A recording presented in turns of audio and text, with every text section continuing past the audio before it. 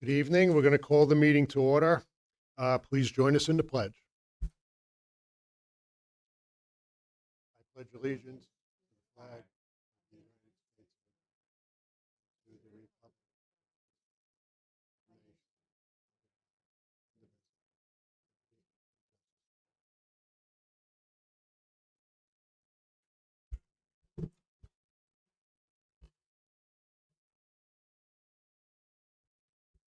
Good evening, everyone.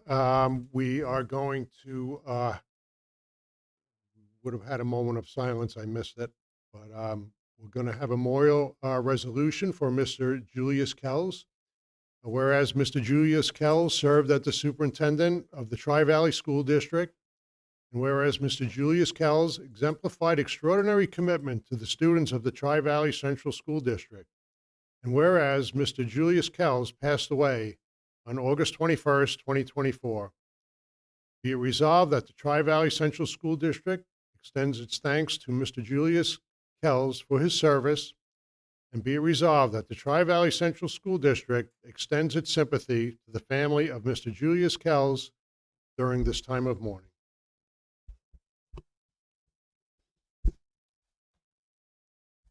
Going to move to item number 2 is correspondence. Do we have anything? Moving to item number 3 is public comment session for items that are on tonight's agenda. I don't believe we have anyone signed up.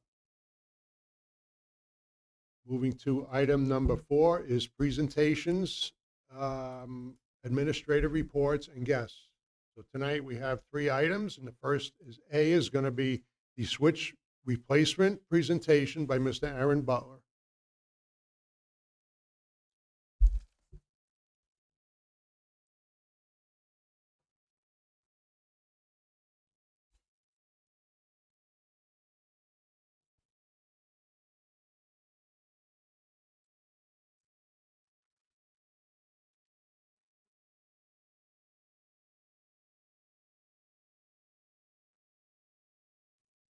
Thank you very much, everyone. So wanted to cover a plan that we have coming up here. It's a pretty major expenditure. We recognize that and wanted to make sure that the board had a heads up moving into this. So first I wanted to kind of give you a quick overview of what a switch is so that we're all kind of speaking the same language here. I know in IT we have a tendency to speak something that doesn't really resemble English often to other people. So network switches, they basically form the backbone of, you think of a computer network kind of like a nervous system, sending messages around. The switches form the backbone of that.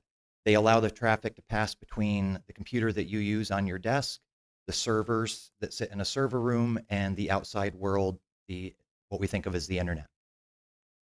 Everything that's on the network, PCs, printers, servers, all rely on those switches functioning for a variety of what they accomplish.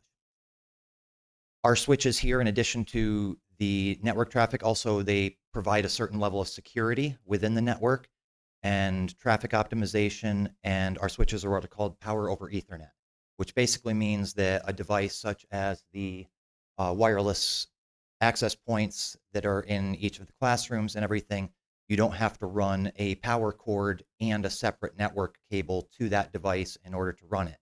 It provides both power and the network capability over a single cable, which saves a lot on expenditures.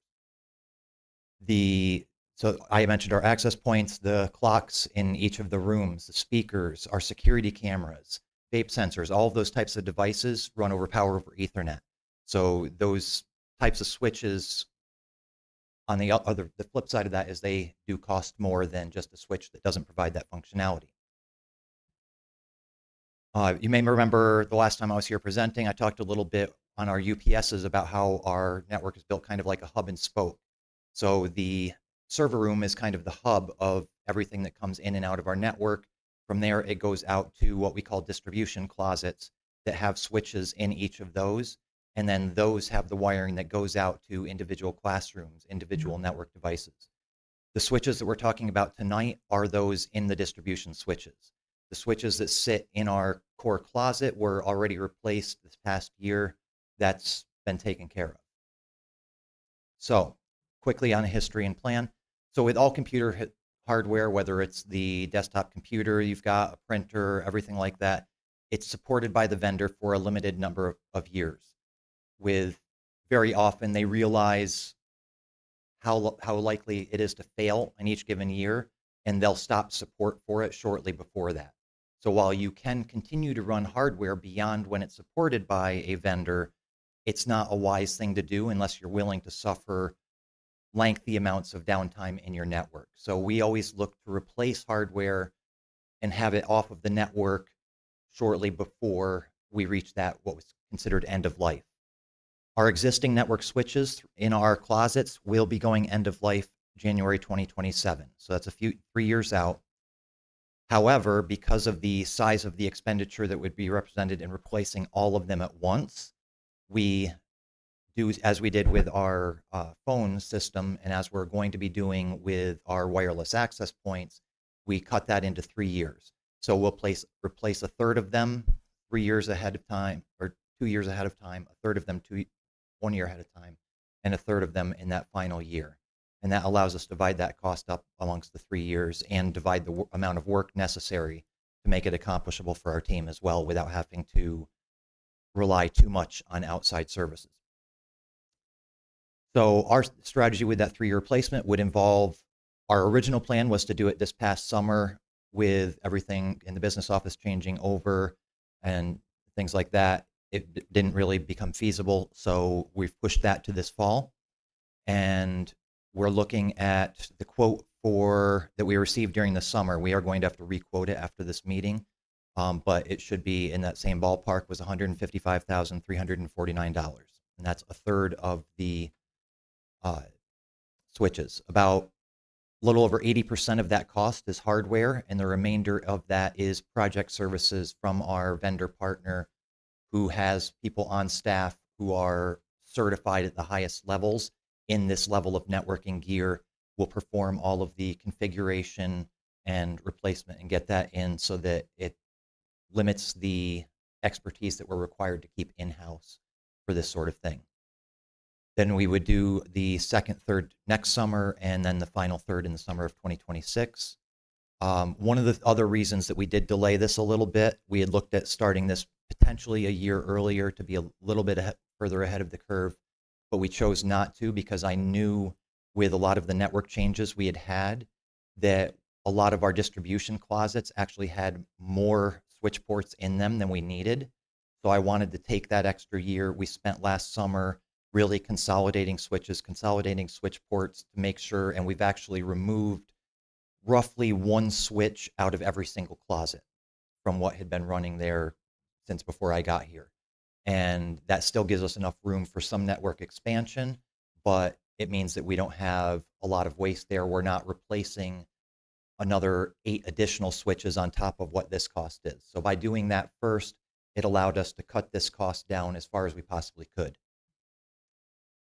And then just one other thing I did want to mention along with this is, just so that you see it coming down the pipe, we will be next year also looking at our first year of a replacement of all of our wireless access points, because those are going out of support in 3 years as well. And any questions?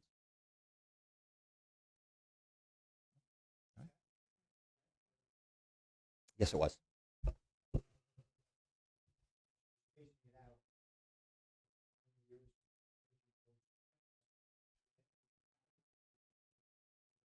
Yes. Yeah. We're getting equipment that is going to be supported for as long as possible. Especially with this kind of cost, I always want to get something that's not, didn't come out that day. I'm not interested in buying technology that other people haven't been the guinea pigs for, but it's still new enough that we know it's going to be supported for 6, 7, 8 years into the future. Correct. That, God willing. I try not to make any promises that I don't have complete control over, but that is absolutely positively my plan. Yes. Thank you. Aaron, I have a quick question. Yes. How is this going to affect the day-to-day here when you're replacing these switches? Because we're reliant upon Wi-Fi for everything. So we are planning on, we'll have everything configured ahead of time. We'll get them racked into the closets ahead of time. And then we will perform the actual swap over between the old switches and the new switches on a Saturday so that we're not interrupting classes or anything like that. And so, we will have probably myself and one other staff member in the building at that point, along with the company that we're paying to configure the switches and everything. Sounds like good planning. Thank you. Thank you very much. I appreciate it. Okay, thank you, Aaron. Our next item is 4B is the strategic planning presentation by Ms. Erin Long.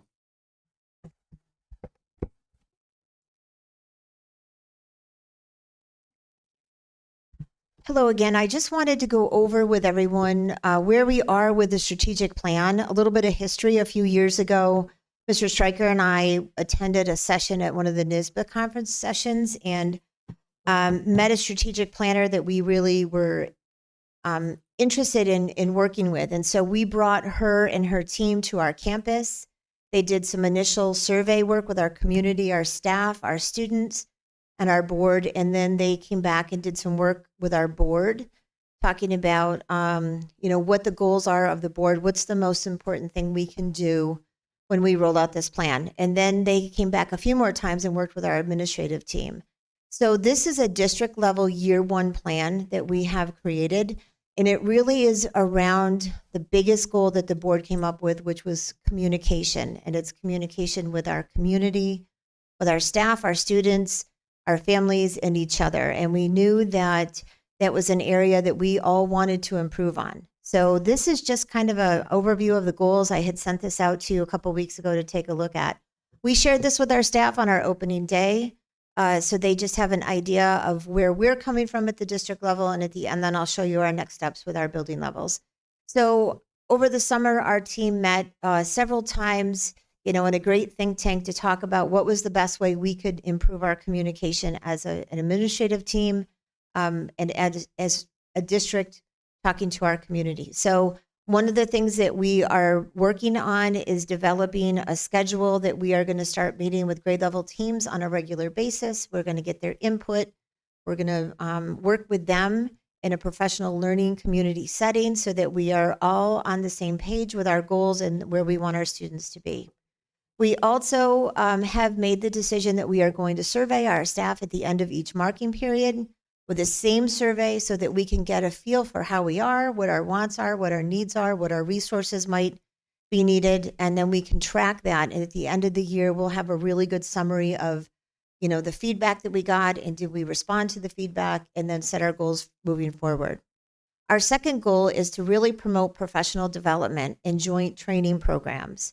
So our teachers and our staff and our administrators have opportunities to go to professional development conferences, but we don't do a good job of sharing that out when they come back. And so we've built that into our faculty meetings, and we've built that into some of our grade level teamwork. So if a person goes to a conference, they can come back, share strategies and ideas, and so all of us are benefiting from that. We also we're using our superintendent conference days to provide professional development. We had Jonathan Elsheimer came and did an opening keynote with us. His focus really was motivation and student engagement, and we were all pretty energized. When he left us, he just really brought to light how important it is, the work that we do, and how important it is that we are engaging our students the best we can. We also have a mentoring program. So our administrative team all has mentors, and our new teachers all have mentors, but we're adding additional mentors to our TESA team so that our new aides that are coming on board, or custodians or maintenance workers, have somebody there to show them the ropes, to mentor them, to be there to help them. And we think that's going to really help them. They really are the crux of what we do every day. We're also increasing some of our opportunities for staff to attend conferences. We have budgeted that in our professional development plan and budget. And we want folks to get out and learn about best practices. We also are building some in-house professional development because we have folks that have great skills, great strategies that they use, and we want them to be sharing with the rest of us.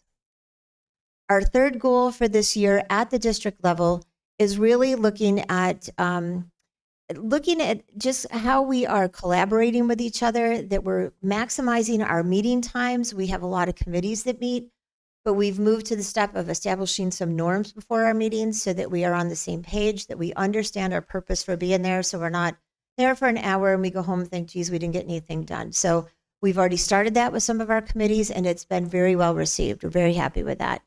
One of the things the administrative team is trying to focus on is better shout outs for our staff. We all mean well, we all smile, great job, nice job, but really for us to do a more concerted effort to let folks know that we see what they're doing, we appreciate what they're doing, and we value them. So we wrote everybody a note card to start the first day of school. They got that on opening day, and it was just a welcome back, glad you're here, you make a difference, and we'll continue to work with that. The other thing that we're going to be working on now is moving this down to our building levels. So our secondary school and elementary school will be creating some building level teams that will focus on our mission and then looking at implementing those building goals that align with those 3 goals that we just talked about. Our board did a little bit of mission work when we talked with our strategic planner. At our retreat, we're going to do some more mission work. We did a mission activity with our staff on our opening days. And looking at, and I'll explain this later with our Blue Ribbon Commission, what a portrait of a graduate looks like from Tri-Valley, and our mission statement we're going to update to meet where we are right now and looking at what a portrait of a graduate at Tri-Valley looks like. Again, surveys out for our staff so that there's continual communication and improvement. And then the extension of the strategic plan will go to an 18 to 36 month plan. We're not going to do a 5-year plan. I don't want it to get away from us. And I want us to stay hyper-focused on what our missions are and what our goals are for the next 3 years. Any feedback or clarifications I can do?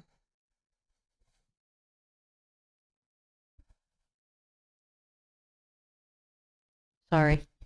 Have you thought about possibly like an employee of the month for shout out type? We have a recognition? couple of ideas we're playing around with. My only sensitivity to that would be is I wouldn't be able to honor all the employees, and I wouldn't want anyone to feel slighted or left out. But certainly something we can look at, even if we did more than one a month. You know, so we could target everybody. Yep. We are doing a birthday wish to people this year, so it's just a little email that they get and say, we wish you a very berry birthday, and just a cute little card that they get via email to wish them a happy birthday. So we're looking to improve, so we'll consider that.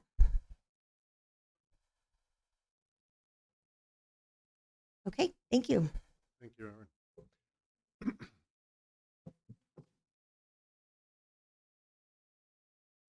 We're going to move to item number 4C is administrative reports.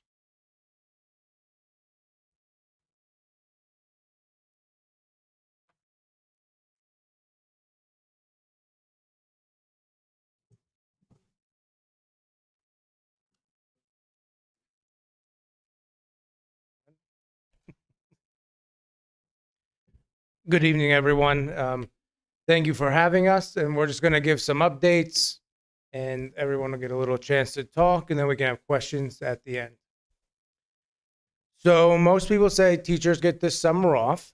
However, our teachers came for curriculum development. We had about 180 days, full days of teachers coming here to do different curriculum work, either in groups, looking at different standards, alignment, and then we had 2 different sessions where we focused on math for our secondary school teachers, where we had Ulster BOCES come in to do some training and really look at the standards, what our data says, and what are kids supposed to do? What do the performance indicators want?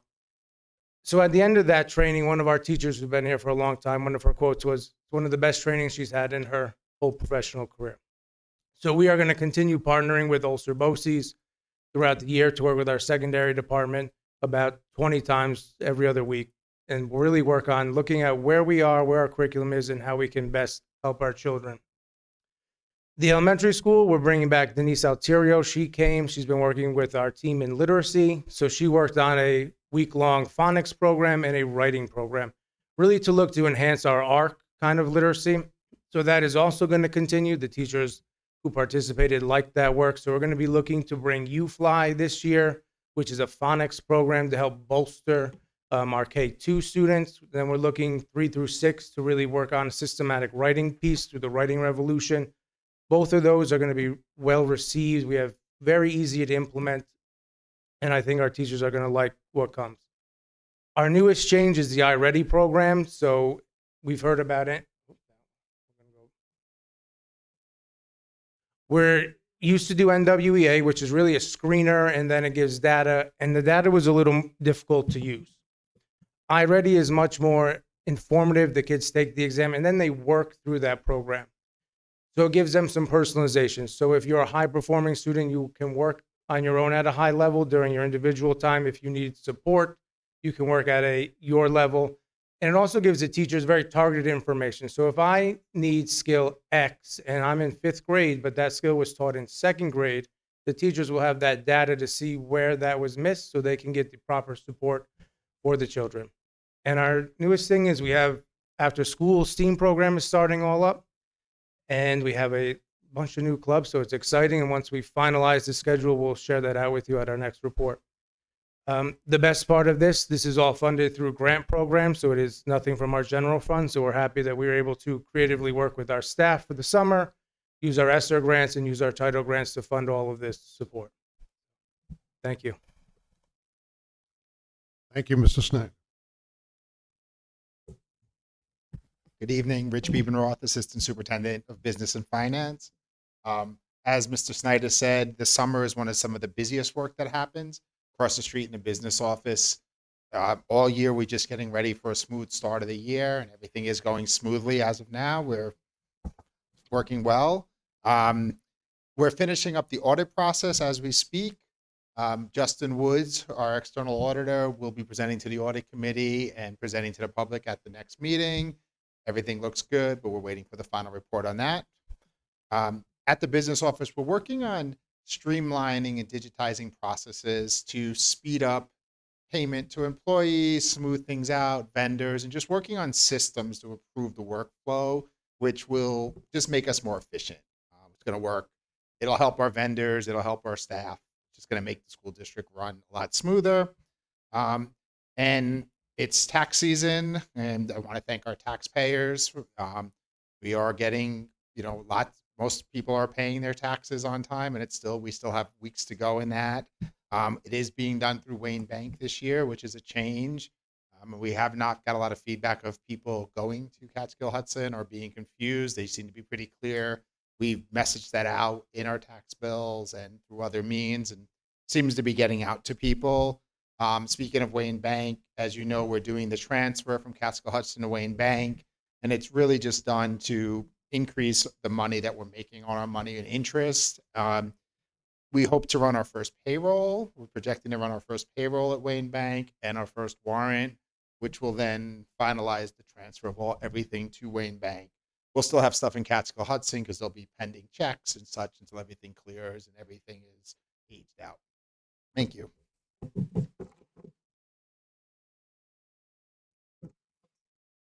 Evening, everyone. So this summer, although we do a lot of work behind the scenes, the hallways are still a little bit quieter than we're used to. So it's been really great to have the students back in the classrooms, enthusiastic and engaged. One thing I did want to let you all know is that we received 100% compliance on our indicator, our SSP, which is the State Performance Indicator 13. What that means is we get a review every year of different components of the individual education plans that we provide our students with. So indicator 13 is all about transition around the IEP and how what we do here at school lays the foundation work for students when they exit and they go on to higher education or finding jobs out in the workforce when they leave us. So we did receive 100% compliance. I will say a lot of that work revolved around Miss Hugler last year. She started up our work-based learning program. We targeted her to just focus on transition in the IEPs. She did a lot of work with Naviance, the students on individual basis, group basis, interviewing them, find out what they want to do in their future plans, working with guidance to make sure that their schedules lined up with the kind of things that they like so that they are on a trajectory or a pathway that will make them be successful in life after high school here in Tri-Valley. Some of the things that we showcased last year, I should say she showcased, for 2 years in a row, we had a pre-employment or pre-ETS program come here and do a workshop with all our special ed students in grades 9 through 12. She did a lot of different spotlights on careers so that students were exposed to a lot of different careers. For example, the DEP came in and talked about the different opportunities there. So every month or every other month, she would have a group come in and give the students just a little view of what that type of work was, so they can understand it when they are looking in for jobs and the type of careers they want after school. So that's pretty much it. It's where we are right now. Unless you have any questions for me, that's all I have. All right, thank you.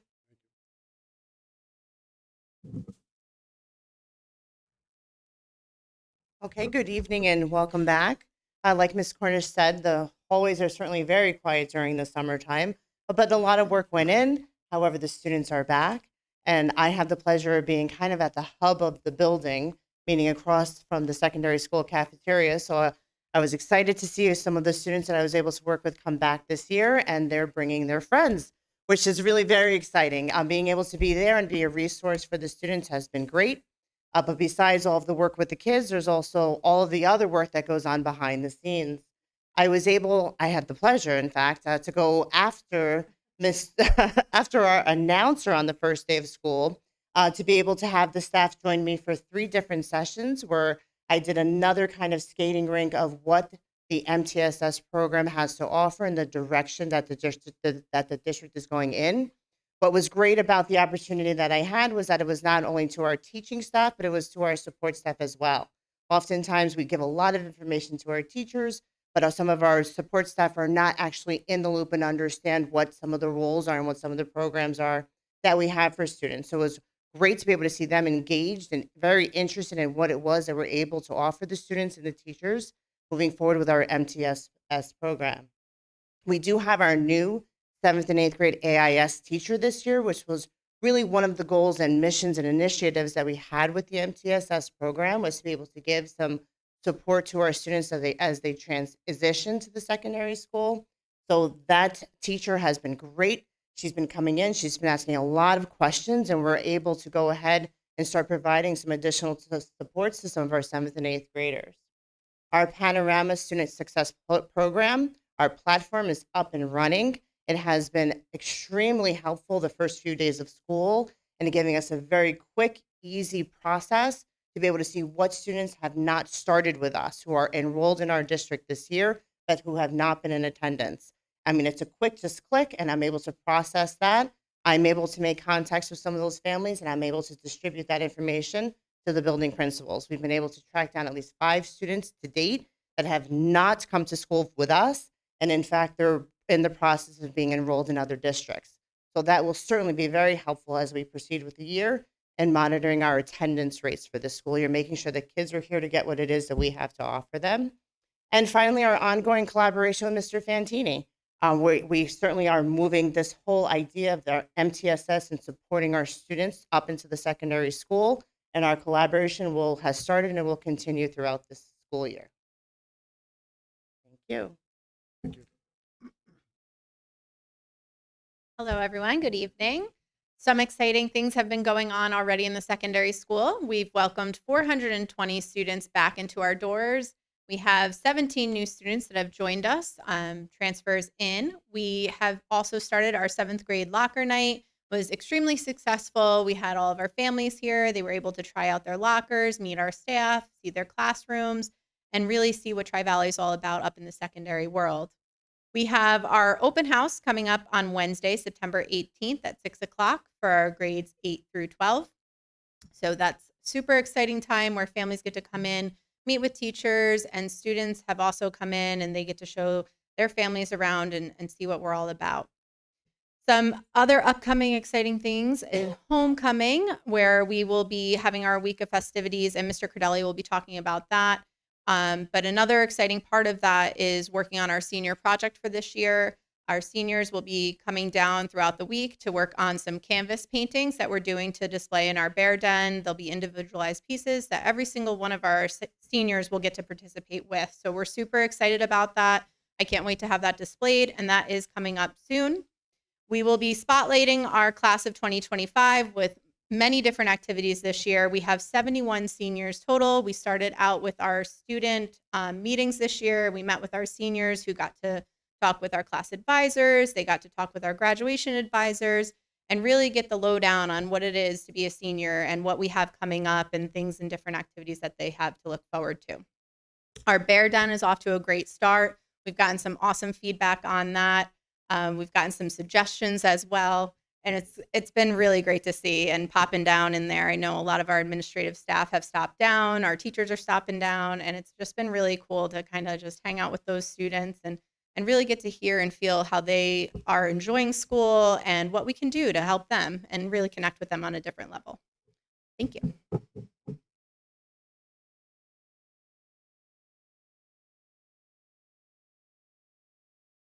All right, good evening, everybody. At the elementary school, we were able to welcome 477 students on the first day. We had 71 new students, and 42 of them entered our pre-K program for the first time coming to school. The teachers the last few days, I'll say for sure, have been working on getting the kids reacquainted with themselves, learning about their classes, determining their strengths and weaknesses, and doing a lot of different activities. So it's been really cool seeing the friends run in and hold hands with each other and make friends again and give hugs. And it's been a pretty joyous time. This is the 9th first day of elementary school that I've been part of. Easily this year was the best. And I'm not just saying that for exaggeration purposes. It truly was a special day on the first day of school to see everybody come in. We have our open house next Tuesday and Wednesday. Our K and 2 program will be on Tuesday night, and our 3 through 6 program will be on Thursday night. The picture that you see there is one of the getting to know you activities that one of our third grade teachers put together, Ms. Sheely. She did an interest web. If you're not familiar with that, we all sit in a big circle and we roll a ball of yarn to a neighbor or somebody that we're interested in getting to know about. We say our name. I said, "Hi, I'm Mr. Carbone." And then an interesting fact. I said, "My favorite hobby is fishing." So it goes back and forth. And the key to this was you had to remember who you sent the ball of yarn to and who you got it from. So the kids were able to learn their names and determine what kind of friends they had by doing, "Oh yeah, me too," and the little symbol that they have in the classroom. We're sitting down and rolling the ball of yarn, and then we stand up and we see the web intricately making up the connections that we all have to each other in the class. It was a really great activity, and I wanted to highlight that as one of the highlights of my week last Friday, other than sitting down on the concrete and standing back up because my knees aren't what they used to be. So yeah, it's been a great week. I can't wait for 39 more. This is going to be awesome.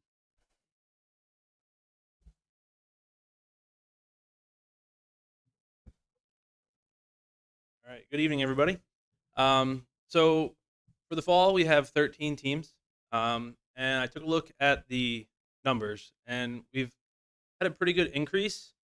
So this year we have 79 modified members. We had 62 in the fall season in 2023. We have 114 JV and varsity athletes.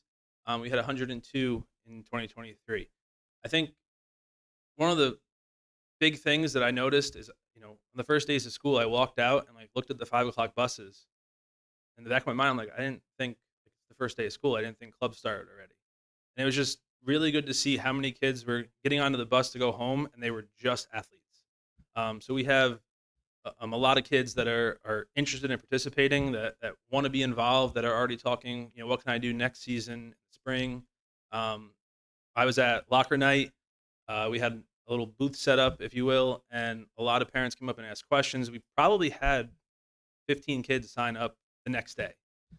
Just be able to walk through what they could do, how to sign up. A lot of the questions were, what do they need?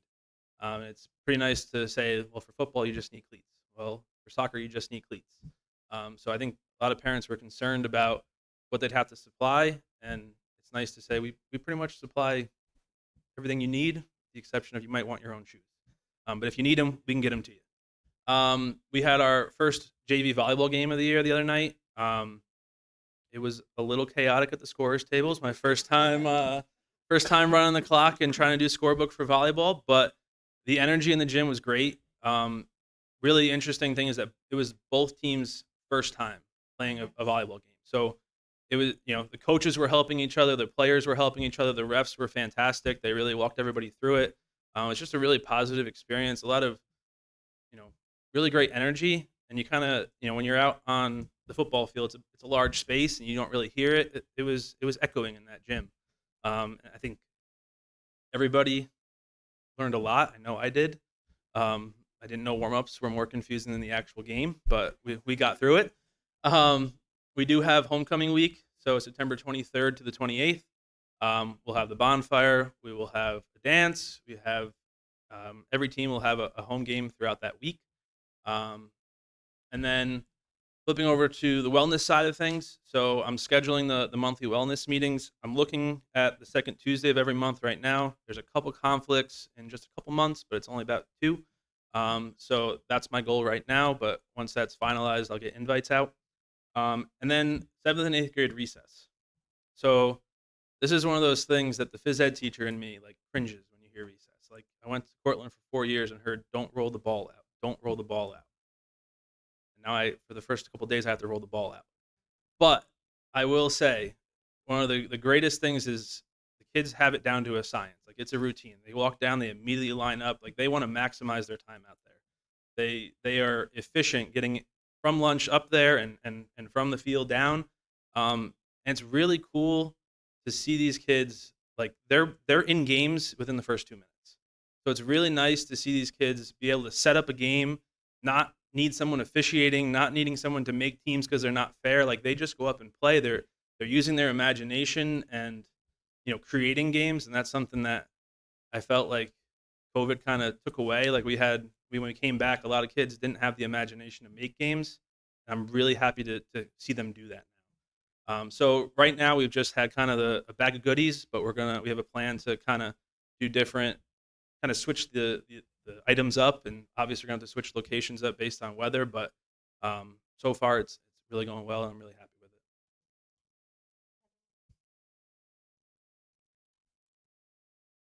Kevin, will you explain the difference in the lunches, what you're doing with the 7th graders? Yeah, so right now, the 8th graders, instead of going to the cafeteria, they line up along the wall by the nurses in the back door. And once we have a pretty good group, we try to get them out quickly. We have one person that stays up top so we can send them up. And then as soon as they get up there, they can start playing. And then halfway through the period, we bring 8th grade in, 7th grade is lined up. They go up to recess, and 7th grade can go eat. Right now, like I said, it's like clockwork. I'm really amazed because I've lived the busyness of that hallway. Kids are respectful. They know to kind of create lanes so people can get through. And I'm, really, really proud of kind of how they've handled it. And they know the faster we get up there, the more time we have. And I think that's a real big motivation for them.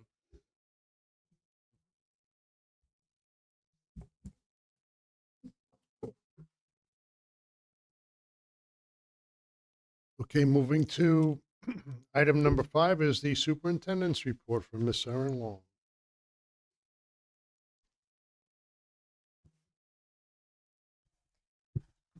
So as you can hear, we've had a great start to our school year, and we are beginning to settle into our school routine. Our administrative team, thank you so much for sharing all the wonderful things happening in your areas.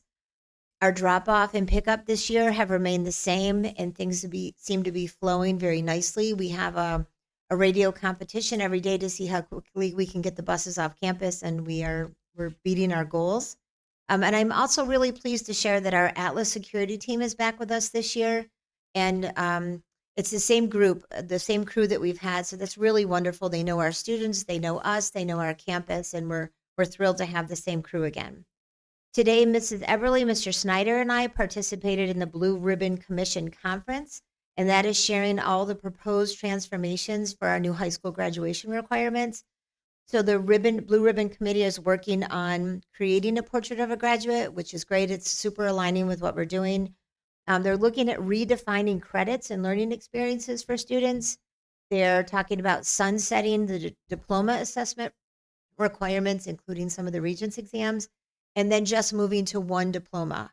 So we'll get more information in November about this, but what's exciting is that our students can get a diploma in an area. So they could get one in arts, they could get one in career and tech, they could do one in math, they could do one in science. And so offering our students wonderful opportunities. And really, when we sat there and they brought a screen up that had all sorts of things, Mr. Snyder said, we do this, we do this, we do this, we do this. So we are on the right track for an excellent opportunity to offer our kids more pathways.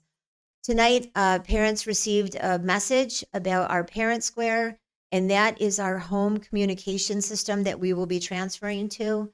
It is a platform that's designed to keep us all informed and encourage greater engagement. So our coaches will have access to that, all of our clubs, our parents. So our teachers can interact personally with a teacher or a parent one-on-one. They can interact, they can send out something happening in the classroom in live time. Our coaches can send a message via text through the app to the parents, practice is canceled. So it will be real-time communication that we are really excited about doing. In the meantime, we're using both School Messenger and Parent Square as we make this transition, but eventually our goal is to go all to Parent Square. We also sent out a message tonight to our families and community about our emergency drills. And so beginning July 1 of this year, we were told by the state that we now need to announce all of our drills to our students, our staff, and our families. And so if you listen to the message tonight, I gave the first heads up that next week we will be conducting 2 drills, 1 lockdown, 1 fire drill. So we will not tell you when and where, but we will tell you the week of. And so moving forward, you can expect to hear from me on the Friday before a week scheduled for drills until we convert to Parent Square. And then Mr. Kashesky, our security supervisor, will be sending that message out. So we want to avoid any of the panic and sometimes terror we cause when we announce a drill. And so we're going to be announcing those to everybody. For the 25-26 school year, the governor has signed legislation that's requiring districts and BOCES to have at least 1 student representative on their Board of Education. I know this is something we've talked about before. Student representatives will not be allowed to vote or join in executive sessions, but they've also required us to establish a process for selecting a student board member or more than one. Some of it is, someone that is the student president of their class, selected by a high school student government to join the board, recommended by the principal, recommended by the superintendent, or a student selected by the majority vote of the school board. So I am going to recommend that we start that process this year. I'd like to put some feelers out, and my goal is to have a student representative on our board for the November meeting. And then finally, I will update you on the foils that we have received. On 8/29, we received a foil from Smart Procure Records, and they are looking for current information on our student records. This is a foil we get every year. On 9/3, we received a foil from Cindy Mickelson for the 24-25 budget status report, including grants. And then on 9/5, we received a FOIL request from Cindy Mickelson requesting records for current enrollment, number of teaching staff, number of non-instructional staff, including guidance counselors, nurses, and psychologists, number of teacher aides, number of teaching assistants, number of clerical staff, number of administrators. Also, if we have a public information officer, and how many of our employers are considered confidential managerial. That's all I have. Okay, thank you. We're going to move to item 6, which is items the board would like pulled from tonight's agenda. Do we have anything? I don't want to pull anything, but I just want clarification or explanation as to why there's treasurer reports and warrants dated back from May, April, and June. So it took us some time to close out the 23-24 school year, and those reports did not make the August board meeting. So we closed out 23-24 more towards the beginning of August, mostly because of the transition that took place in the business office. So moving forward, we should only receive warrants or treasurer's reports from September on. We shouldn't receive anything prior to the end of Yes, the school year. we should be completely caught up, and the reports are usually a month behind or so as far as their internal auditor or claims auditor goes. But yes, we should be closed out completely with 23, 24 now. Thank you. Mhm. If I may. 9A and warrant number August, number 02.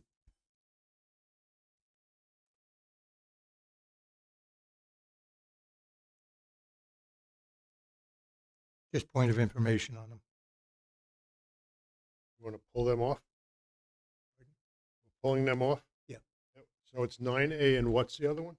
The warrants, August 02 number. Letter H.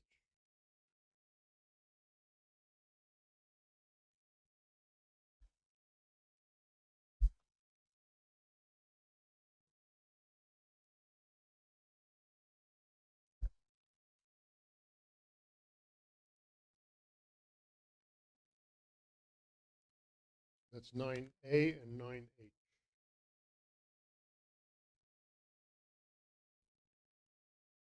Anybody else? Okay. Can I have a motion to accept the consent agenda, the entire consent agenda with the exception of item 9A and 9H? Motion. Motion by Rose, Second. second by Tammy. Please proceed to vote by hand. Aye.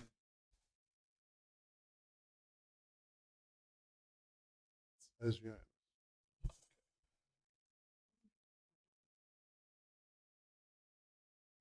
Okay, now we'll take, okay, let me read this resolution. For it be resolved that upon the recommendation of the superintendent of schools, Board of Education approves the entire consent agenda, categories 7 through 12, with the exception of item 9A and 9H. Okay, so we'll take, we need a motion to open it up for discussion. So can I have a motion to accept item 9H, which is, 9A, which is contract for health and welfare services for the 2020, it's a typo, but it's 2024 to 2025 school year. Okay, motion by Pat. Do I have a second? Second by Kerry. And we're on the floor. Who's got, you have something you want to talk about? Yeah, could you explain that a little bit more?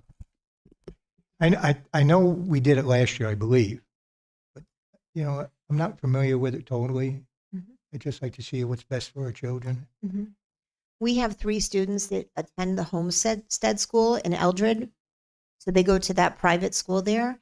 These services are for if a student sees the school nurse, if they receive occupational therapy or speech therapy or any counseling services throughout the year. So it's a minimal cost to us. We don't pay their tuition. We just pay the services that are provided in that district that are above and beyond. So the number you have down here in money is what that's projected. Yes, it's about $1,000 a student they charge us for the year. Do they go every day from here? Yes. It seemed to be, timeline, an hour probably each way. So education time for our children, that's a long time on a bus besides, especially if they're getting here and traveling a half hour in the morning. So my question is, which I mentioned before, can some of these programs be brought to Tri-Valley? Because I believe, which I don't know, but I believe we may have some people on staff or bring them to Tri-Valley. I think it would be better served for those students because of the timeline, number one, and maybe their knowledge of their personal surroundings and their friends. We certainly could do a little looking into that. Parents have the right to choose. No, I a understand school, that, so but we certainly can look into that. if we don't offer anything, the parents would say, well, let's go there. you know? So transportation is allowed to go to a private school? And what's the criteria for someone to go to a private school to get transportation? So they live in our district. So we are responsible for them. So they pay school taxes. And so we're responsible for transporting them with the board's permission to their private school. It would be the same as if we transported, we have a rate, you can only think go 50 miles for transport. So if we had a Catholic school right here in the community, families could choose the Catholic school and our school district will be responsible for their transportation. But we don't have Eldred in our district, the private school. No, but within the county. So they have the right to go there. So it has to be within the county. It's really a mileage range. It's within 50 miles. So like Chapel Field, you know, we wouldn't transport students to Chapel Field if it's more than 50 miles, and I'm not sure if it is. It's very interesting. At one point, wasn't it 15 miles? Not 50? No, it's 50. It's 50 It's for 50. private or for homeless students, like under the Like McKinney-Vento is 50. But I thought for It's private 51 schools- for McKinney-Vento. It's 50 for, to transport. Do you go by with a bus transport any students from Tri-Valley go by some of these places they would go or want to go, and along the way there'd be other ones that want to go to the private school? Do you have that? No, not necessarily, because I think it's a separate bus. I don't think they necessarily ride the bus with our students. They have a separate pickup. So they're not interacting with our students on the bus. So like our students aren't driving to the homestead in the morning and dropping those 3 students off and then coming back. They Our own buses. yes, they're not doing that. They have their own route. Their own bus that takes them, not with the students that are coming to Tri-Valley. No, I understand that. Because they're picking up from their home and going to there. Yes. What I'm looking to do and ask about is there anything that we can provide here that other schools might want to come to? Because we do have the room. I mean, we had 1,300 kids at one time, and now we got 850, approximately, of course. Is there anything we can provide and, to the other schools that we may gain some income and help our kids out for they're not traveling so much? For the better education they can get, more time they'd have here at Tri-Valley?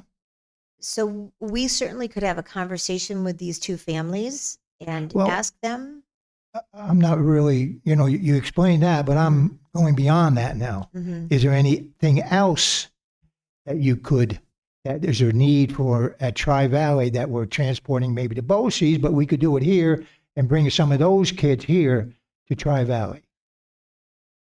So are you saying like a career and tech program where we could bring some of the BOCES students to here to receive some of the tech vocational programs we offer? Is that what you're? Yeah, if we have a program that no other school offers or BOCES doesn't offer, could we invite other students from other schools to go to it if they're interested, to build our program? Something we could explore.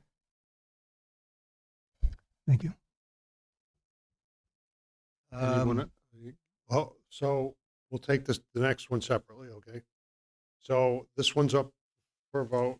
Do you have anything else? Or Not on that. okay, so we're dealing with item 9A. It's a contract for health and welfare services for the 2024-2025 school year. It is an action, and we're on the floor, and we're going to take a hand vote, okay? All in favor? That's unanimous. Okay, thank you. Be it resolved that upon the recommendation of the superintendent of schools, the Board of Education approves the contract between the Tri-Valley Central School District and the Eldred Central School District for health and welfare services for the 2024 to 2025 school year. So we'll move to the second item, which is item 9H, which is warrant number 2, August 2024. I'm going to open it up and with a motion in a second, and then we'll have discussion. I have a motion to accept the warrant number 2, August 2024. Motion. Motion by Travis, second. Second by Tammy. Go ahead, I George. have a question. Shouldn't we have open discussion before we vote on that particular item? On what particular item? So I'm a little confused. So It's, we're you have to bring it discussing. to the floor with a Okay. motion and a Alright. second, and then it's open for Gotcha. discussion. Thank you. Go ahead, George.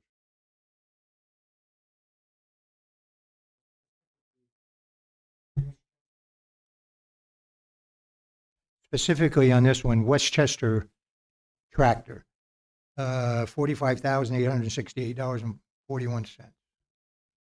When was that put forth? We brought those bids to the board. I have to think May, June. I will confirm. Was that before? We talked about another one, and we put a limit on expenditures for specifically in that case it was a machine or vehicle of 30,000, I believe, or 35,000. So I believe that was in June because we talked about it. Mhm. So what exactly was this machine? Because the other one was a mower, I believe. One was a mower, and then we updated our skidster. Let me look for sure so I can give you the correct answer. But this, I know there was a trade-in, but let me get that answer for you. well, this specifically says a loader, a Hitachi loader, I believe. So I just question it. Number one, the need. And number two, I believe we have enough loaders around here. Of course, I don't live here. The next one would be Catholic Charities of $44,752. What is that, if I may?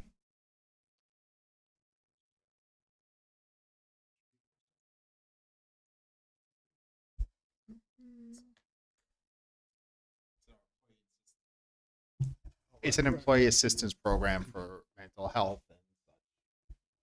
So we offer for all of our staff an employee assistance program through Catholic Charities. So if any staff member needs additional counseling or support, they can utilize that service. So it's specifically for our staff. Yes. Thank you for clarifying that. Thank you. Thank you. And I'd like to thank Keith for going into and putting a superintendent of the school. Thank you so much on that resolution. Thank you. Okay, anything else? Okay.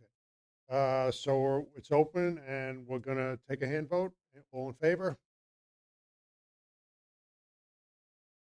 Is unanimous? 8, yeah. Okay, be it resolved. Be it resolved that upon the recommendation of the superintendent of schools, Board of Education approves warrant number 2 dated August 2024 in the amount of $1,220,686.93 and the attached claims order report.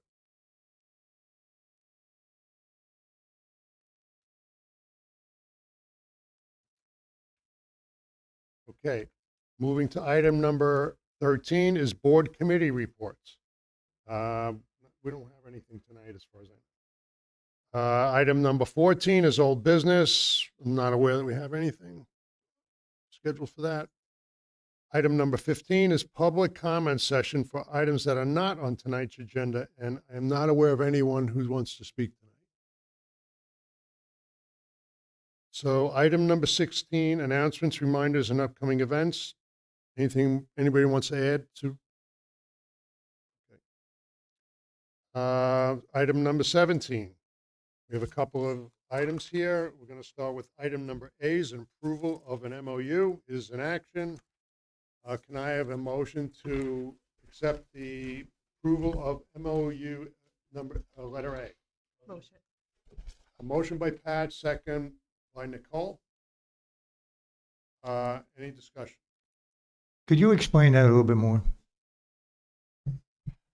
So Kim Costa runs Catskill Kids, and she is our physical therapist that we contract with. So this is her annual MOU that we sign with her. for the district.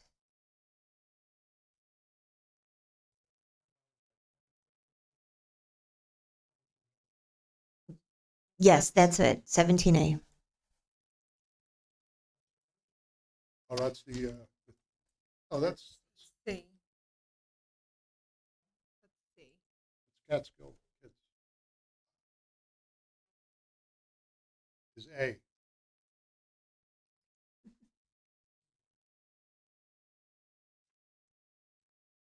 Anything? Anybody else? Okay, please proceed to vote. All in favor?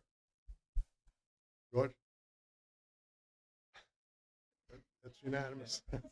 George, it's like cut off, so it's at the bottom of the page, and then the description's at the top.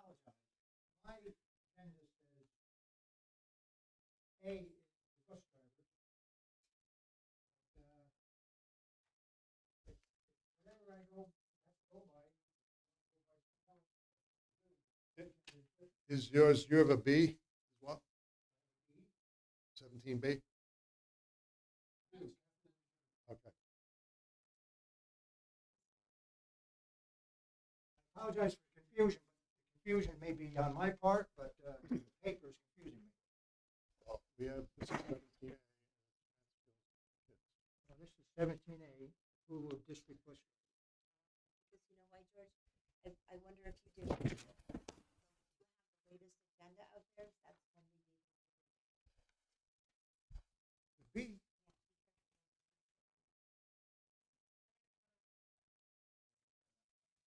Okay, so I'm interested in whatever The the room- transportation? No. Okay. Oh, all right. So we're just not there. That's D. No, that's the drivers. That is C. All right, we're gonna do A. All right, does anybody, do we have a motion? We have a motion, right? Just a second. Any more discussion, anything? Please proceed to vote. All in favor? Okay. It's unanimous. Okay. Be it resolved that upon a recommendation of the superintendent of schools, the Board of Education approves the MOU as attached to the public portion of the September 12th, 2024 agenda between the Tri-Valley Central School District and Catskill Kids. Moving to item number 17B is an approval of MOU. Item, which is B.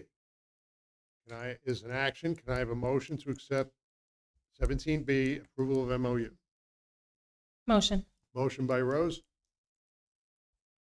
Second. Second by Tammy. Any discussion?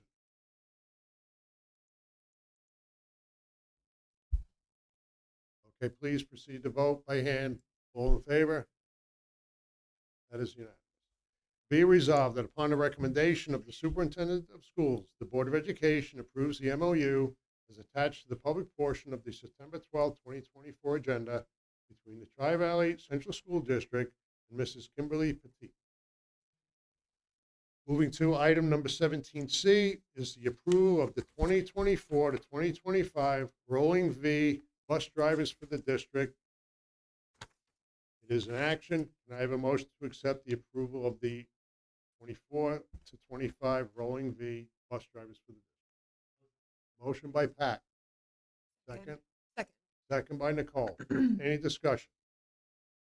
Explain why do we have to do this? They are not our employees. We hire a bus company to, we have a contract with a bus company, not their employees. So do we have a resume on them? Do they provide one for us? So they're actually our employees if we, is that correct? They're not our employees. We contract with Rolling V, and what this contract says that I will sign tomorrow morning is that I approve that these bus drivers drive our Tri-Valley students, but they are employees of Rolling V. So all of their resumes, all their drug testing, all their fingerprint clearance is in files at Rolling V. I think it's information. It's good. No, I agree, but I'm just looking at the liability of it. All we're saying is, yes, we approve that these folks drive the buses. but all of their regulations, all their licensing, everything that they need to do is done through Rolling V. I can see it problematic because somebody calls in sick and then somebody's not on the list. They're going to be driving a bus. Will you approve them? We talked about that earlier, and Yeah, I will we double did. check. This might be their entire fleet, so this might include their subs. I will check with Rolling V on that.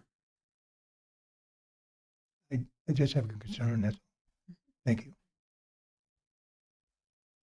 Okay, anybody else? I just have a question. So, go ahead. So if there are subs that aren't on the list, those will be presented to us and we'll vote on them also. Yes, if we Very don't good. have their subs on the list, we will ask for those as well. Very good. Thank you. How many bus routes do we currently have? Approximately?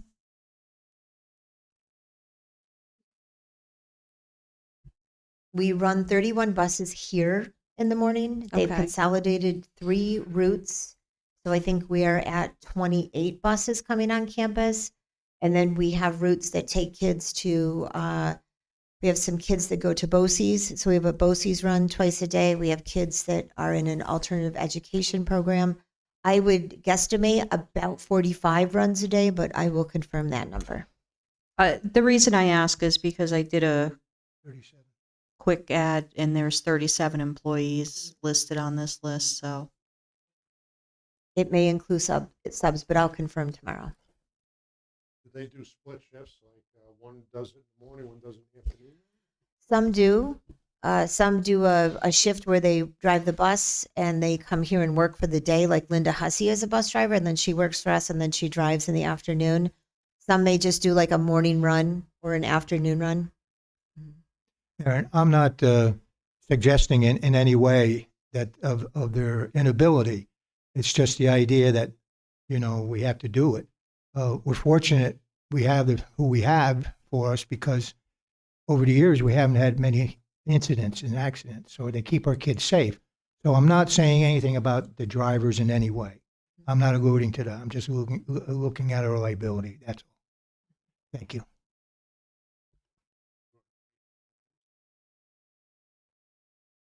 Anybody else with anything? Okay. So let's take a hand vote on it. All in favor? That is unanimous. Thank you. Be it resolved.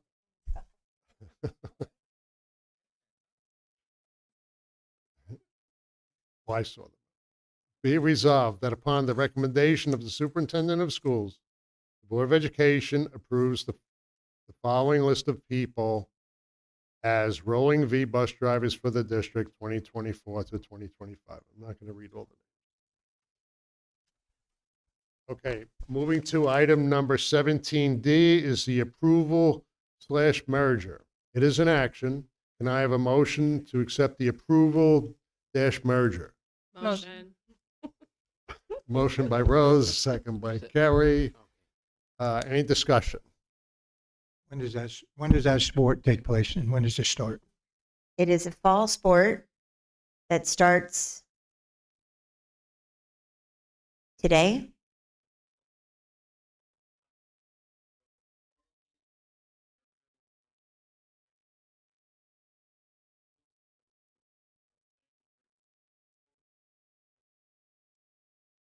So normally this would take place in January, but the school we were originally going to merge with did not have any athletes. So we obviously could not merge with them. So we kind of had 2 options, either not have the team or find another school. We found in Liberty, and the section was kind enough to let us do email votes for both the MHAL League and OCIAA League. It then went to Section 9 for a vote, and there were a few other steps involved. I know it takes some time, but that's why it originally is supposed to be in January, and we're crossing the T's and dotting the I's now. Anybody else have any comments? Okay, let's do a hand vote. All in favor? That is unanimous. Thank you. Be it resolved that upon the recommendation of the superintendent of schools, the Board of Education approves the merger of the girls varsity tennis team between the Tri-Valley Central School District and the Liberty Central School District as attached to the public portion of the agenda. Moving to item number 17E is the Capital Reserve Fund. Can I have a motion to accept item 17E, the Capital Reserve Fund? Motion by Tammy, second. Second by Pat. Any discussion? Okay, please proceed to vote by hand. All in favor? That is unanimous. Be it resolved that upon the recommendation of the Superintendent of Schools, that the Board of Education at its September 12, 2024 meeting approves the funding of the following reserve accounts with unrestricted balance from the 2023 to 2024 school year as below. Capital Reserve Fund, $1,610,699. Moving to item number 17F is the establishment of an extracurricular account for the class of 2030. Can I have a motion to accept the resolution for items number 17F, establishment of an extracurricular account for the class of 2030? Motion. All right, somebody, motion by somebody. Motion. Rosie, okay. Second? Second by George, okay. Any discussion? Please proceed to vote by hand. All in favor? That is unanimous. Thank you. Be it resolved that upon the recommendation of the Superintendent of Schools, the Board of Education at its September 12th meeting, 2024 meeting approves the establishment of an additional extracurricular classroom account for the class of 2030. Okay, item number 17G is the extension of the TCE contract. It is an action. Can I have a motion to accept the resolution for item 17G, extension of the TCE contract? Motion by Pat. Second. Second by Travis. Any discussion? This is your interest. The transportation.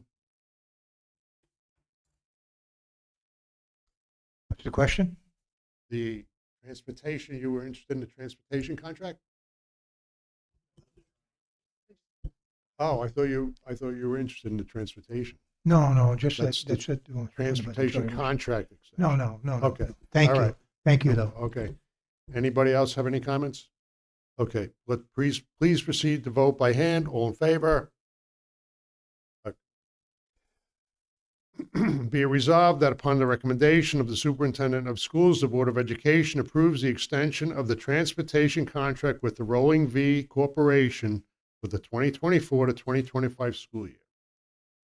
Moving to item 17H is rates of pay changes. Can I have a motion to accept the change of 17H, rates of pay changes? Motion. Okay. Motion by Nicole, second by Travis. Yes. Any discussion? Just a question. So we're competitive now with the surrounding districts, and the rates are pretty equal to Ellenville, Liberty, Monticello, Fallsburg. Yes, Rich and I went through that spreadsheet and took a look at what people are making. We also looked at our contracts to make sure that we are not above what our aides and assistants are currently making, but also we are above that $15 platform. So we're making sure it's not just minimum wage. So yes, we are competitive. Thank you. Anyone else have any comments? Okay, please proceed to vote by hand. All in favor? It's unanimous. Thank you. Be resolved that upon the recommendation of the Superintendent of Schools, the Board of Education approves the following changes in pay rates for the following positions. Teacher assistants / teacher aides is $108 per day. Non-certified teachers is $120 per day. Certified teachers, parentheses, regardless of bachelor or master's degree status, is $135 per day. Retired teachers is $155 per day. Retired TVTA members is $205 per day. This rate changes will become effective on September 1, 2024. Okay, moving to item number 18 is board comment section. And I'm going to start off with just that we are going to have a workshop planned for Thursday, the September 26th at 7 p.m. in the administration conference room over in the administration building. I'll reach out with and give you more details as we get a little closer. But this shouldn't, I don't think will be an hour or 2 hours at the most, I think. Give us a chance to share some ideas, and go over a few things. And anybody else want to, Nicole, you have anything, any kind of board business or anything? Yeah. Karen, I got some feedback about the little postcards that you gave out to the faculty the first day of school. They loved that. It was so nice to hear. Everybody felt appreciated. So great job. Thank you. That's really good. That's really what we're aiming for. Appreciate it. I'll start off with a question about the board workshop you mentioned about meeting across the street. Is there any reason we're not using a bigger space? It's kind of a tight room if we all show. So we did some renovations over Okay. the summer, and Okay. we have a space now that will hold all of us. Good. Okay. One other thing about the audit committee meeting that's coming up. Last year there was some discussion, confusion about who's allowed to attend. Typically, committees we don't go over 4 because it creates a quorum.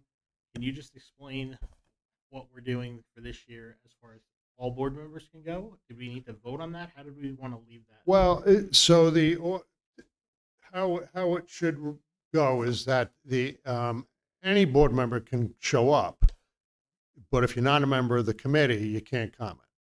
You can observe, as the public can come and observe, but there's no comment from if you're not an audit committee member. And who are the audit committee members this year? I looked at it the other day, but I have 2. Who's the chair? Is it Rose is the chair. George is on it, and Nicole, Rose, George, and Tammy. I think it's Sammy. I come to every meeting, so I'll be, in case someone doesn't show up, I'm there. You're an observer in case. I can participate Right. if I have to, but Right. As yeah, president of the pretty board. much just making Right. sure we're all there. The Okay, date? so that's before the next meeting, right? So that's at 6:00. And where are we doing that? Right here. Right here? Mhm. Okay. Justin's going to be here, right? Yes. And then after that, we're going to be approving, he's going to give his, Yes. He'll Before present to and- the board okay. afterwards. Is there a way to have all of our scheduled meetings put on board docs under meetings so you could see what the layout? Because with this less frequent meeting, you mentioned it's 7:00. Couldn't tell you the date. When you're on the every other Tuesday or Thursday thing. I think Just I think it's the what 26th, the but thought yeah. was is Okay. that try to keep the original scheduled date that we would usually have 2 meetings and save that second one. If Erin has something planned or, she's bringing in a speaker or something, we'd like to try to use those dates that we would have had a meeting for productive, training for us. That's- Aaron did a good job on that when we were first talking about it. You sent out a flyer on that, and that was a good job. All the meeting dates are on it, and I appreciate that. Thank you. And I will have Sam update board docs too, so it shows up on there as well. And I think the school website, because when I was making my September calendar and I looked at the events on the website, I didn't see that date, which is why I had asked if we were having. So I will post those. We were concerned we would confuse people if they saw those and didn't realize it wasn't a public meeting. But we can have Melanie put those back on with board only retreat work or something like that. Sure. Okay, Rose? I had a couple of questions. I know in the past we did snacks for athletes before practice. Is that something that my son said right now wasn't happening? He wasn't sure if it was or Yes, it's happening. it is Mhm. happening. Okay. And or are all students aware of that? Are all athletes aware of that, Mr. Crudelli?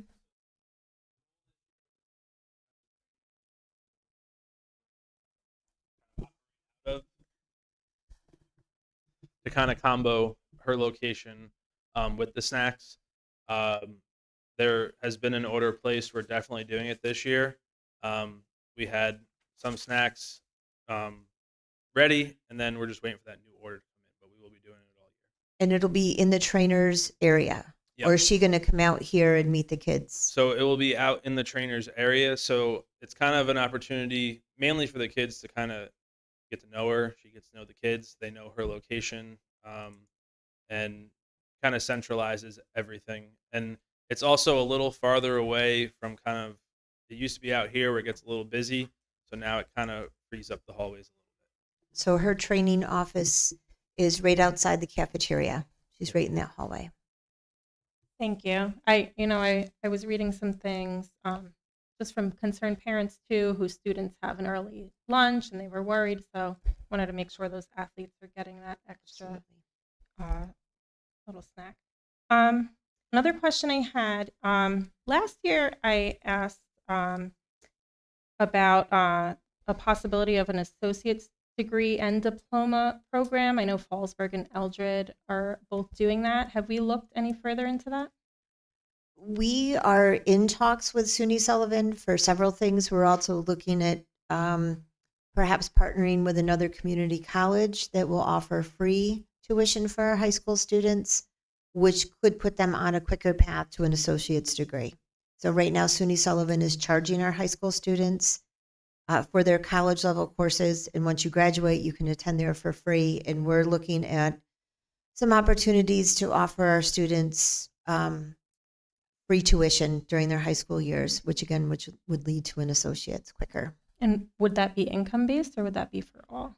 That would be for all. So right now, Fallsburg pays for all of their students to attend SUNY Sullivan. Tri-Valley does not. Eldred has a partial payment, I think, for their students. So there's also Livingston Manor and Roscoe are using Hudson Valley Community College, and that is free. Okay.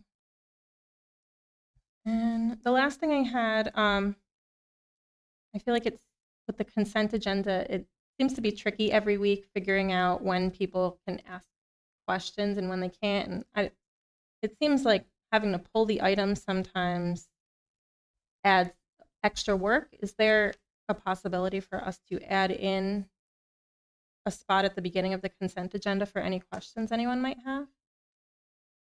Not set up that way. It's set up that you have that the consent agenda should have it for almost a week. And if you have any questions, you can call me. And I'll either get you the answer or you can call Erin and she'll give you the answer. Sometimes the questions are more for the public as well, though, because they might not. This is a meeting for us. Public's here as a guest. So this is a meeting for us. So everyone should have read it. And if you have, something needs clarity, it's really, this is a meeting just for us. Okay. Eric? Okay, so I'm going to piggyback off of Rose's statement about college courses. It's kind of disgraceful that we have to pay for our kids to have college courses here at Tri-Valley. We're very fortunate that the kids that graduate from the school are able to transfer most of their college credits here. But if you're a secondary, or I'm sorry, if you're attending college here in Sullivan County, believe that the tuition is free. You don't have to pay as a resident. So it's kind of disgraceful that we're making our college kids and families that are struggling right now pay for college credits. So that's number one. I think I do remember from watching one of the board meetings last year that legislator McPhillips was going to kind of advocate for our community to have those college credits taken care of. So I would really like to hear from him to see what he can do to assist some of our families here. Because again, we are very fortunate that the kids have those college credits and they're not AP credits that are transferring after they graduate here. And it's an opportunity for us to really have our kids college and career ready when they leave here. We do offer college credits for kids as young as like 7th and 8th grade. So I think we're ahead of the game as far as the breadth of the courses that we offer, but making families pay for these college courses is just astronomical. I have 2 kids in the high school right now, and I just got the bill, and it's really it's kind of shameful. So I don't know if we can build it into the budget next year, but that's what we're here for, is to make sure that our kids receive quality education. So I would really like to see us do something next year, if we can't do anything this year as far as the college courses. And that's specific to SUNY Sullivan. I don't know what's going on with the neighboring districts, but that's who I guess provides the umbrella. I'm sorry, for our college courses. So that's one. 2 is I want to thank the administration because that was great. Kind of getting a insight of what's going on so early in the school year. I appreciate that, especially having secondary school kids at home. It's nice to know what's going on in the lower levels of our school district. 3 is, what is the status of the parking lot painting for seniors? So in our investigations, we looked at purchasing transportation paint, which would be more permanent. The only colors we can use are blue, yellow, and white.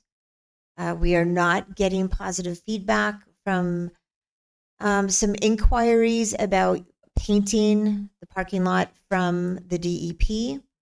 We looked at the cost of sealing the parking lot every year, and that was running anywhere between $9,000 and $13,000 to reseal it. And most importantly, for me, this would be a very equitable thing for all of our students. And we do not have 71 parking spots. So even though a student doesn't have a car, I wouldn't want to limit or deny them the opportunity to paint a space. So we came up with this canvas idea that will be in the Bear Den, something the kids can create on a special day or a couple of days, and then they take it with them. And then it will be minimal for us to do that for seniors next year. We wouldn't have to spend a lot of money to repaint. You know, the hooks will put up permanently, and then the kids, that really becomes their space. More like a mural that's going to be created? So we're looking at like 16 by 18 canvases. So each senior, so they would have like a mini parking lot on their canvas. They could express themselves.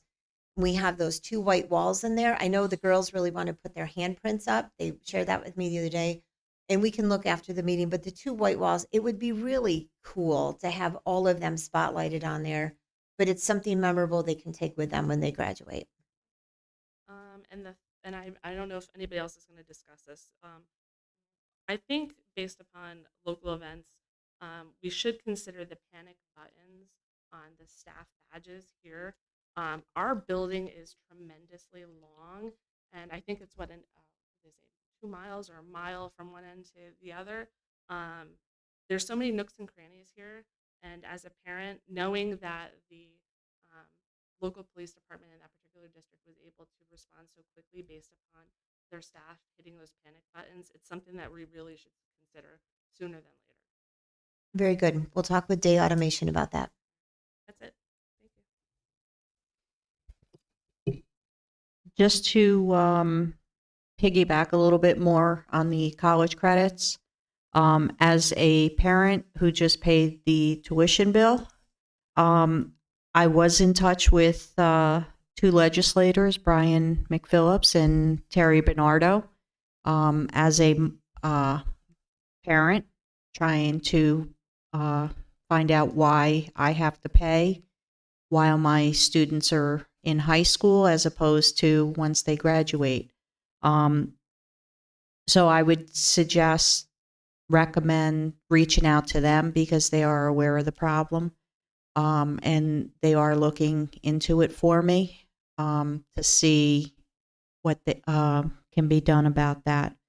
Also, last school year, I had brought up getting tarps for our sports teams, specifically for the fall and spring seasons while we get a heavy amount of rain and our athletes are sitting on wet ground. They're putting their bags on wet grounds, and it's just a small thing, but it really means a lot to the students. And I had also asked if we could get additional tents or pop-up canopies because for the JV and modified games when they're playing multiple sports. It's not fair for the varsity to have one and the modified is on the next field and they're under the sun. So where are we with that? So we have 3 Tri-Valley tarps that are quite large, and we can position them on a hot day anywhere we need to. Mr. Crudelli and I have been racking our brains trying to find a fluorine tarp. They don't make a fluorine tarp. It would just have to be a tarp that we purchased. The only thing we're thinking we could probably do is use like tent stakes to ground it, because otherwise it's going to get all over the place. So something we're working on, and we're hoping to have some tarps on campus soon. Okay, and what about the additional tents for multiple games going on? They don't have to be the ones that say Tri-Valley and all that, but something for multiple games. We can look into that for sure. I really love the Tri-Valley tents. I think they're beautiful. I think they really brand us well. So I would want to go that route if we purchase 2 more or so to do that. I think they're wonderful, and whoever ordered them did an amazing job. That was Mr. Kloss. He did great. He did. Beautiful. I think they're beautiful. But we do need to protect our students, athletes from the dampness and from the heat. That's all. Thank you. I'll be pretty short. I just want to say I welcome staff and students to Tri-Valley for 24-25. I hope you have a great school year this year. And just a little bit more about college education. Any opportunity we can give students, just reiterate a little bit more on that, students to have that jump on life, have that jump on college education, whether it can be afforded by parents or not, to have that opportunity is just very, very helpful. I know, my son went in with almost 40 credits into his first year, so he's going to graduate a year early. So that's every other kid should have that same opportunity. Thank you. George? Thank you, if I may. I think across the district, we need to know the school year we're in. It's 24 and 25. I see too much of it all over the place on our any type of conversements out there, including on the computer. And if you don't believe me, you can go on it now and take a look. I want to say, in recognizing our previous superintendent that passed, we always try, I want to thank Keith for that. We always had a picture on the wall of all of our previous superintendents that have passed on. And I think that would be a good tribute. I think we try to move forward on that, but it's up to everyone else. But there is other superintendents upstairs on those walls. At least they're supposed to be. I want to say thank you to the staff. I was very, very impressed with your presentations. I really was. And to moving forward. But one thing I want to ask, and it probably would be everybody, is, I'll use the name Mr. Snyder. I'll pick him out. What type of data will you be using to gauge a success that you're looking to achieve?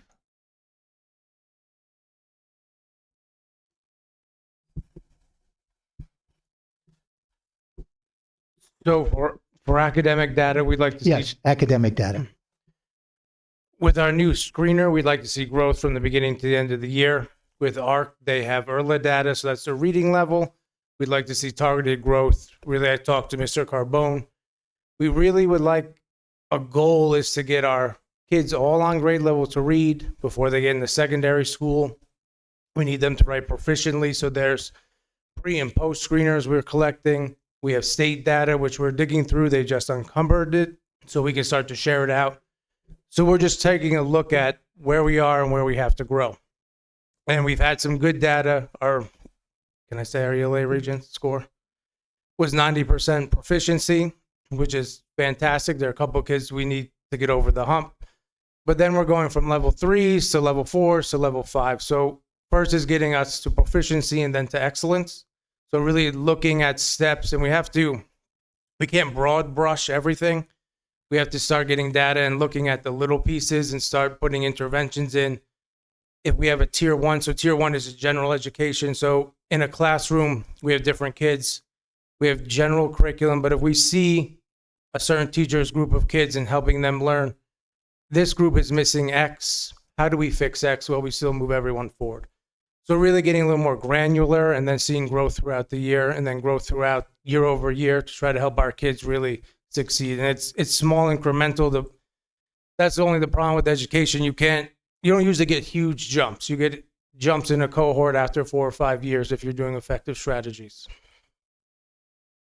I hope that answered what you were looking for. That's a good answer. So it's evolving as we go then. Yes, and it's always growing. Panorama is very good. It's a granular piece. We can track our interventions, really just to see, and then teachers will have access year over year. Well, Frank did X, and this is where he was, and we tried this, and he didn't really respond well, so then we tried B, and that seemed to work for Frank. So we're going to continue B, next grade level, and then after he shows some proficiency, then we're going to go to the next thing and the next thing, and really just targeting our kids. And iReady for our advanced kids allows them to progress at their rate to kind of accelerate them.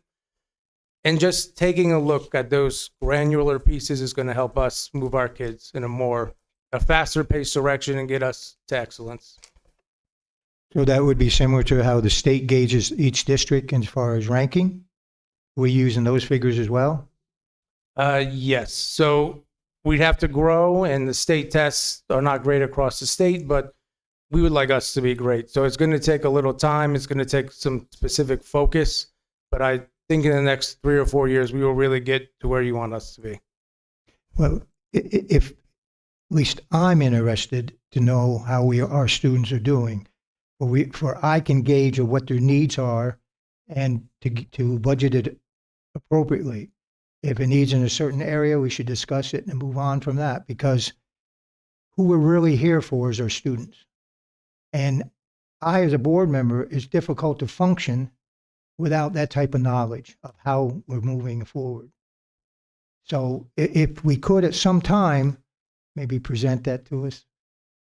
It's actually in the progress of, I know we have these shorter pieces, so we may do an official written report for all of you and do some highlights here, but give you guys a breakdown of kind of what we're seeing and where we're looking at. Our committee meetings have been a focus on data. I know Ms. Long had talked about PLCs, but that's looking at where our grade levels are, and they shift.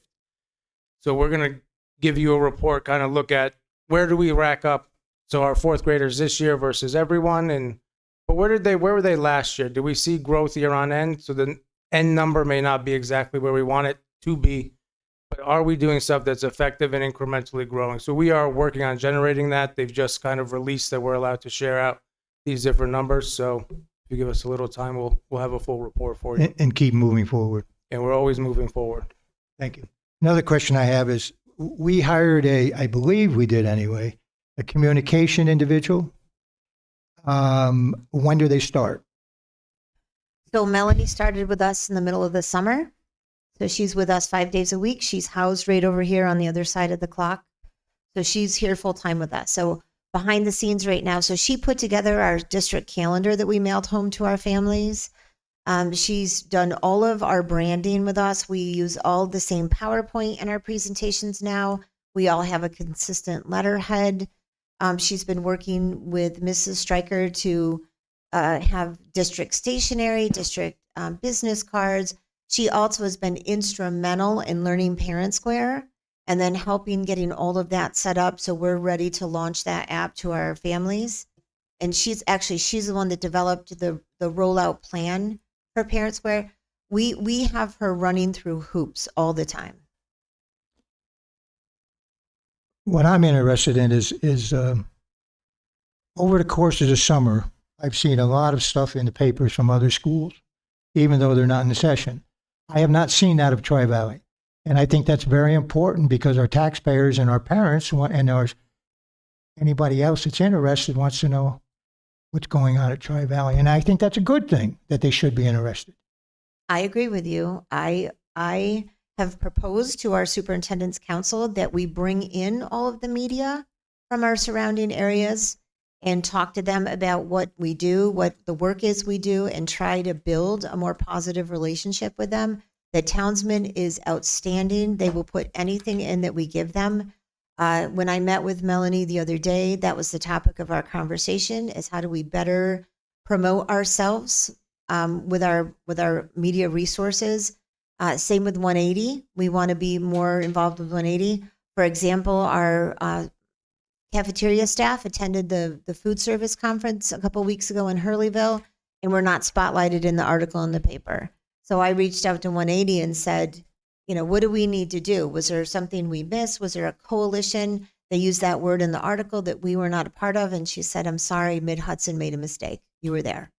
And our folks were in the picture. So you're right. It is time for us to better advocate for ourselves with our media outlets. Anything that happens at Tri-Valley is good news. It sure is. And it needs to be shared with the public. Thank you. Okay, thank you. Moving to item number 19, can I have a motion to adjourn? Motion by Second. Pat, second by Travis. Please proceed to vote by Ann. It is unanimous. Be resolved, the board is adjourned at 8:41 PM. Thank you, everyone, for coming.